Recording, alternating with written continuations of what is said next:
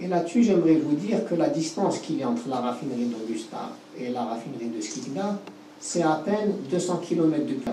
Et d'Augusta, qui au total font 925 000 barils, nous allons pouvoir renforcer notre autonomie de consommation de gasoil et d'essence de 3 jours par rapport à la capacité totale de stockage que nous avons en Algérie avec Sonatrach.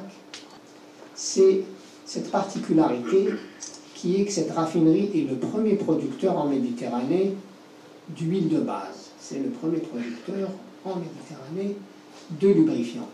Et par rapport au carburant. Les carburants, le segment carburant dans une raffinerie est très fortement sensible aux marges de raffinage. Le segment des lubrifiants l'est beaucoup moins. Le prix des lubrifiants, il est généralement guidé par la croissance économique et votre marge totale. Et donc, comme vous pouvez le voir sur le graphique numéro 2 de ce slide, sur les années 2015, 2016, 2017, l'activité lubrifiant de cette raffinerie dégage toujours de l'excédent brut d'exploitation, alors que l'activité carburant peut parfois être négative. Ça dépend un petit peu des marges de raffinage. Et ces mêmes lubrifiants, je vous l'ai dit tout à l'heure, ils vont être intégralement repris pendant 10 ans par basé à S6. Donc, nous sommes sûrs, sur une dizaine d'années, au minimum, d'avoir un certain niveau de marge au niveau de cette raffinerie.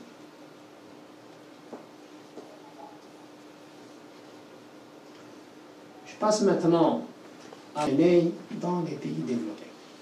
Et donc, dans ce sens, si vous voulez, le vendeur, il n'a aucun intérêt à vous cacher de l'information. Pourquoi? Parce que s'il y a des informations, des risques qu'il ne vous a pas donné, il en est par la suite responsable. C'est ça le processus un petit peu de due diligence. Je commence donc par le technique. Sur le plan technique, la raffinerie a fait l'objet d'une expertise unité par unité, process par un cabinet d'ingénierie qui s'appelle Basic Franlab. La raffinerie est considérée comme fiable à 98,1%. La raffinerie est classée par Solomon. Solomon, c'est la Bible dans le raffinage, dans le premier quartile, où les 25% des meilleures raffineries en termes de maintenance et d'intensité énergétique. La raffinerie d'Augusta a fait énormément de progrès en termes d'intensité énergétique. Pourquoi? Parce qu'en 2013, ils ont installé une unité de cogénération de 45 MW qui utilise le propane de la raffinerie.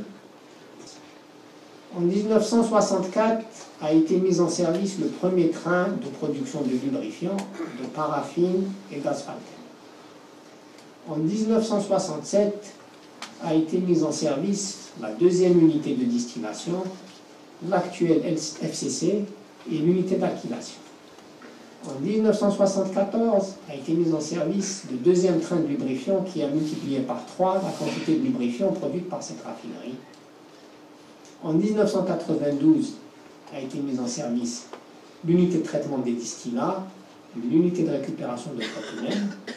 En 2004 a été mise en service une unité de désulfurisation des carburants, aussi bien le gasoil que les essences. Et en 2013 a été réceptionnée la fameuse unité de cogénération dont je vous ai parlé. La raffinerie n'a pas 70 ans. L'âge moyen de la raffinerie est de 46 ans.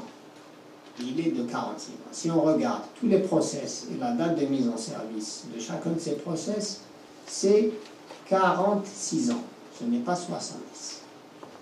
Et même si elle avait un siècle ou un siècle et demi, le problème n'est pas là. Pourquoi? Parce que l'ennemi d'une raffinerie, ce n'est pas le temps. Les effets du temps dans une raffinerie, ils sont généralement traités à partir de la maintenance, tout simplement. Le pire ennemi d'une raffinerie, c'est d'utiliser tout simplement des charges pétrolières pour lesquelles la raffinerie n'a pas été prévue. Ça, c'est effectivement, c'est très méchant. Donc, s'il faut retenir quelque chose, la raffinerie Son âge moyen, il est de 46 ans. Okay? Beaucoup de choses ont été dites également ces derniers temps sur les aspects environnementaux de cette raffinerie. Les aspects environnementaux, ça fait partie de ce qu'on appelle le passif du vendeur, et c'est la première des choses qui est évaluée lorsqu'on reprend une raffinerie. Pour faire cette évaluation, nous avons pris le meilleur cabinet d'avocats italien, et vous pouvez le vérifier sur la revue Chambers, c'est le cabinet d'avocats Legrand. À l'heure actuelle, la raffinerie a son permis d'exploitation pour 12 ans. Le permis est attribué par le ministère de l'Environnement sur la base d'un rapport d'experts qui est fait par une commission. Ce permis, il n'y a que le ministre de l'Environnement qui peut l'enlever. Il est là depuis mars 2018 et il est là pour une période de 12 ans. C'est le maximum que l'on donne en Italie pour l'exploitation d'une raffinerie. Okay. Connu récemment, il y a un premier problème qui est lié aux émissions de dioxyde de soufre. Et il n'y a pas que cette raffinerie qui connaît ce problème. Toutes les raffineries de la zone de Priolo, Syracuse, Augusta, etc. ont connu exactement le même problème et elles ont reçu le même décret de saisie. C'est quoi ce problème? Ce problème, il est lié au niveau d'émissions journalières de dioxyde de soufre.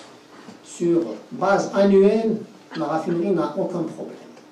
Donc toutes les raffineries de la zone d'Augusta, Priolo, Syracuse, dioxyde de soufre sur base journalière. Le plan qui a été proposé par Augusta, c'est un plan d'utilisation d'additifs à base de manganèse dans le FCC, parce que c'est le FCC qui était le principal responsable de ces émissions de dioxyde de soufre. Le plan, il a été proposé, il a été validé par les autorités, et c'est entre autres grâce à ça que cette raffinerie a son permis d'exploitation pour 12 ans. Le deuxième problème sur lequel il y a eu beaucoup d'écrits ces derniers temps, c'est le problème de la contamination des sols. Là aussi, c'est un problème qui fait partie des dettes du vendeur. Ce problème, on le connaît très bien, et il a été évalué dès le départ au niveau de l'expertise technique. Il y a un problème de contamination sur une surface de 20 hectares, et non pas 360 hectares comme l'ont rapporté certains médias. 20 hectares. 20 hectares, ce n'est pas 360 hectares. Sur une très très faible profondeur, il n'y a aucune contamination de nappe phréatique. Le coût estimé de ce traitement, il est connu et il est déjà intégré dans le modèle économique et donc dans le coût d'acquisition de cette raffinerie. À l'heure actuelle, il n'y a aucune urgence ou précipitation pour remédier à ce problème. Tout ce qu'on sait, c'est que à la fermeture, à la restitution ou au démantèlement de cette raffinerie, il faudra bien évidemment restituer un sol traité. Le coût, on le connaît, il est intégré au modèle économique. Et je passe maintenant à la dernière partie de cette présentation. Beaucoup de choses, là aussi, ont été dites sur le calcul économique. Certains se sont posé la question de savoir si Sonatrach a véritablement fait du calcul économique. Sonatrach, 2,5 milliards de dollars sur la durée d'exploitation de cette raffinerie, et un délai de récupération de 8 années.